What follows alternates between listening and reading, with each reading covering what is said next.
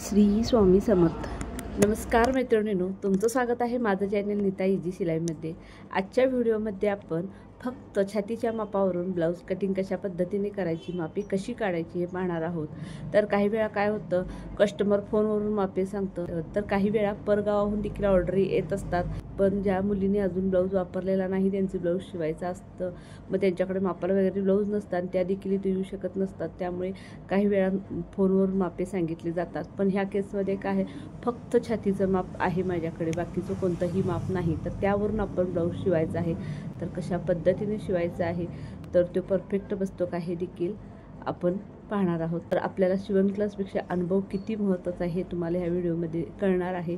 तर व्हिडिओ पूर्ण पहा, अजिबात स्किप करू नका. तसेच जर तुम्हाला माझे व्हिडिओ आवडत असतील तर प्लीज लाईक, शेअर आणि सबस्क्राईब करा. तर चला आपण व्हिडिओ पाहू. तर हे पहा, फक्त आपल्याकडे छातीचं माप होतं. तर छातीचं माप हे 30 इंच होतं. तर याचा अर्थ कमी मापाचं ब्लाऊज आहे, त्यामुळे उंची 12.5 पुरते. पण मी 13.25 ठेवलेली आहे. 5 इंच एक्स्ट्रा घेतलेली आहे, म्हणजे 13.25 इंच उंची घेतलेली आहे. आणि मार्जिनसोबत 1 इंच एक्स्ट्रा म्हणजे 14.25 इंच आपण उंची घेतलेली आहे. तर ही सर्व मापे आपण कशा पद्धतीने घेतलेली आहे पहा. पाठीमागील गळा हा 9 करणार आहे, त्यामुळे मी ते शोल्डर 5.25 इंच घेतलेला आहे. आणि शोल्डर 5.25 इंच घेतलेला आहे आणि पाठीमागील गळा 9 आहे, म्हणून मुंड्यामध्ये अर्धा इंच वाढवलेला आहे शोल्डरपेक्षा. तर शोल्डर 5.25 आहे, तर मुंडा 5.25 इंच घेतलेला आहे. तर हे झालं शोल्डरचं आणि मुंड्याचं माप. तर उंची देखील आपण कशी घेतली ते पाहिलं. तर छातीचं हे तुम्हाला माहितीच आहे, छाती आपली 30 इंच आहे, तर 30चा चौथा भाग 7.5 इंच होतो. तर आता कमरेचं माप कसं काढायचं, तर जितकं हे पूर्ण छातीचं माप आहे त्याच्यापेक्षा अर्धा इंच खाली आपण कमी.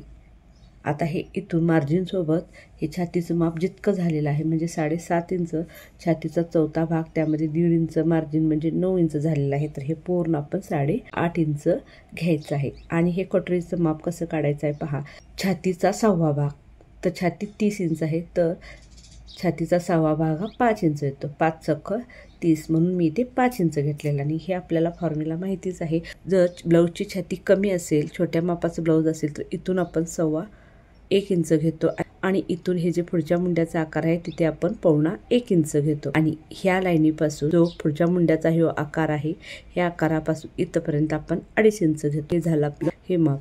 तर गळ्याचं पहा, उंची खूप कमी आहे, 12.5 13 इंच उंची आहे. त्यामुळे गळा मी 6 वगैरे घेतला तर तो खूपच मोठा होईल, त्यामुळे मी गळा 5 इंच घेतलेला आहे. आणि मार्जिनसाठी 1 इंच यामध्ये एक्स्ट्रा घेतलेला आहे. समजा तुमच्या जर ब्लाऊजची उंची जास्त असेल, म्हणजे 13, 14 किंवा त्यापेक्षा जास्त असेल, तर तुम्ही पुढचा गळा हा 5.5 ते 6.5 इंच घेऊ शकता. तर मी ते 5 इंच घेतलेला आहे.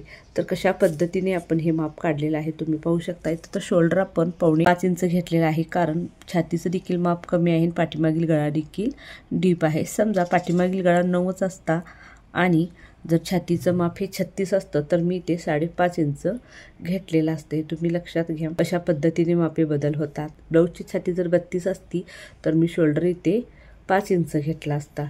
तेच जर आपल्या ब्लाऊजची छाती ही 40 असती, तर मी ते शोल्डर 6 इंच घेतलेला असता. पाठीमागील गळा सेम राहील 9 इंच. समजा ह्याच मापामध्ये जर पाठीमागील गळे बदल होत असतील, माप तुमचं सेम हेच राहील, ब्लाऊजची छाती 30च आहे, पण पाठीमागील गळा हा तुमचा 7 आहे. समजा जर पाठीमागील गळा तुमचा 7 आहे आणि ब्लाऊजची छाती 30 आहे, तर इथे काय बदल होणार, तर इथे शोल्डर 5.5 इंच होणार. कारण हे जे आपलं गळा रुंदीचं माप आपण 2 इंच घेतलेलं आहे, ते आपल्याला वाढवावं लागेल, कारण गळा मग खूपच आखूड होणार. कारण गळ्याची लांबी आपल्या 7 इंच असणार आहे, त्यामुळे आपल्याला शोल्डर वाढवावं लागणार आहे. तर अशा पद्धतीने मापामध्ये बदल होतात.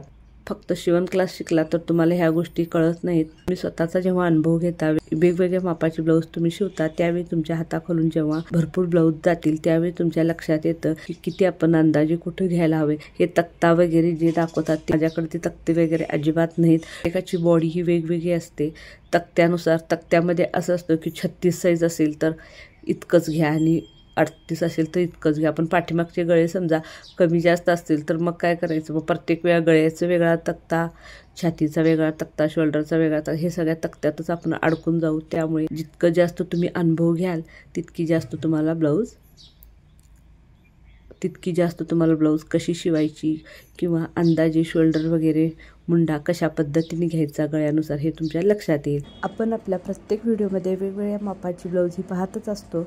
तर त्यामध्ये तुम्हाला लक्षात येईल. तर आता आपण एक सिरीज घेणार आहोत, त्यामध्ये सुरुवातीपासून सर्व गोष्टी तुम्हाला शिकवणार आहे. तर ते व्हिडिओ येणार आहेत त्यावेळी तुमच्या लक्षात येईल किती छाती असल्यानंतर किती मुंडा येतो, किती शोल्डर येतो, किंवा पाठीमागचे गळे जर डीप असले किंवा छोटे असले तर काय बदल होतात हे तुमच्या लक्षात येईल. त्यामुळे तुम्हाला कोणत्याही प्रकारच्या तक्त्याची वगैरे गरज पडणार नाही. तुमचं तुम्ही शिकू शकता, अनुभव घेऊ शकता. कारण दुसऱ्याच्या जीवावर आपण किती दिवस राहणार आहोत तक्त्यावर वगैरे. कधी ना कधी तर स्वतःला आपल्या डोकं चालवावंच लागतं. त्यामुळे अशा पद्धतीने आपण शिकायचं आहे की जेणेकरून आपल्याला कुणाच्याही कशाचीही माझ्या देखील व्हिडिओची किंवा दुसऱ्या कुणाच्या देखील व्हिडिओची तुम्हाला गरज पडणार नाही. तुम्ही स्वतः कोणत्याही मापाचं आणि कितीही गळ्याचं आणि कोणत्याही फॅशनचं जर ब्लाऊज तुमच्याकडे आलं तर तुम्ही शिवू शकता. ह्या पद्धतीने आपल्याला शिकायचं आहे.